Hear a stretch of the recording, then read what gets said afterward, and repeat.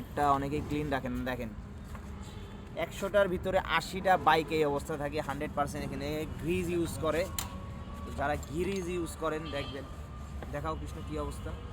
দেখেন গ্রিজে কী হয়, এই ময়লাটা প্রথমে ভিতরে আটকানোর পরে এটা বেরোতে পারে না। চেনটা ঘুরলেও চেনটা দেখেন, চেনের সাথে ময়লাগুলো অ্যাডজাস্ট মানে পুরাটাই আটকায় যায়। তো গ্রিজ থেকে দূরে থাকবেন, গ্রিজ ইউজ করা কিন্তু ভালো না। অতিরিক্ত মেন কথা হচ্ছে অল্প অল্প করে দিতে দিতে একটা সময় হয় কি যে প্রায় 200-250 গ্রাম, দেখেন এখানে 200-250 গ্রামের কাছাকাছি হয়ে যাবে যদি সম্পূর্ণ ক্লিন করা হয়।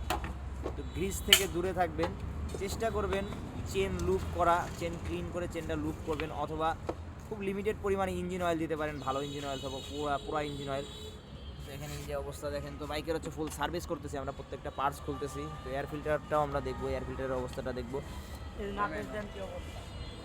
তো বাইকের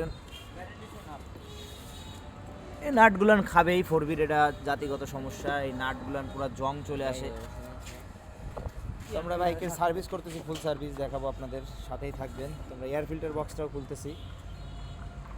WD-40 নিয়ে আসো। এয়ার ক্লিনারটার অবস্থা দেখেন, এটা কত হাজার চালাইছে তার কোনো ঠিক নেই। খুলো তো কৃষ্ণ, এয়ার ক্লিনারটা খুলো তো। এয়ার ফিল্টারটাও খুব একটা ভালো অবস্থা নেই। তো একটা এয়ার ফিল্টার 4 থেকে 5,000 পর পর চেঞ্জ করে নেবেন। একটা এয়ার ফিল্টার যদি সঠিক সময় চেঞ্জ না করেন, মাইলেজ ড্রপ করবে, 100% মাইলেজ ড্রপ করবে, বাইকের রেডি পিক আপ কমে যাবে। মেন কথা এটা হচ্ছে আপনার বাইকের নিঃশ্বাস। আর এটা কিন্তু ক্লিন করা যায় না, ফোরবিটটা এটা লিকুইড এয়ার ফিল্টার, এটার ভিতরে একটা লিকুইড থাকে, তো যার জন্য ময়লাটা ভিতরে যাবে যতই আপনি ক্লিন করতে যান। তো দেখেন প্রত্যেকটা নাট খুলতে যে আমাদের 2-3 মিস্ত্রি পাগল হয়ে যাচ্ছে। মেন হচ্ছে দীর্ঘদিন সার্ভিস না করলে সমস্যাটা হয়।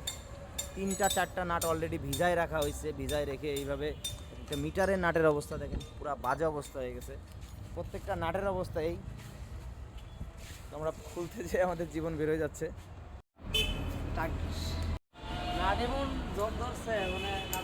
বডি পার্টসগুলো আমরা সব এখানে আলাদা আলাদা করে নিছি।